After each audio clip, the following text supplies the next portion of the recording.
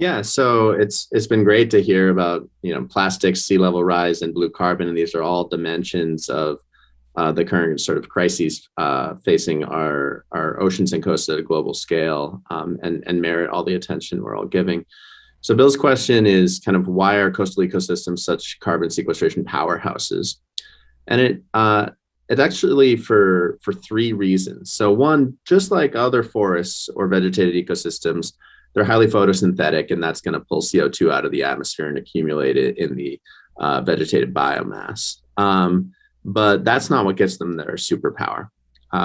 So coastal ecosystems are flooded by ocean currents, sometimes rivers and estuaries mix around, and all of that water has organic carbon in it, particulate carbon in it that comes from elsewhere. Maybe it's coming down a river or it's being resuspended in the ocean.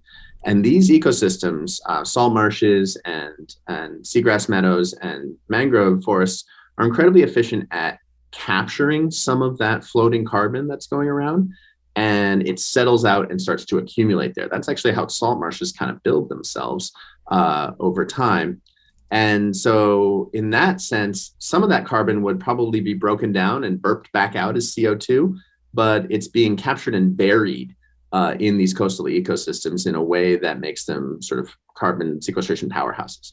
And the third reason is that relatively slow rate of decomposition. So you can imagine, you have a lawn, it's photosynthetic, but you mow it and it dies, and most of the carbon that was sucked out of the atmosphere just gets burped back out pretty quickly.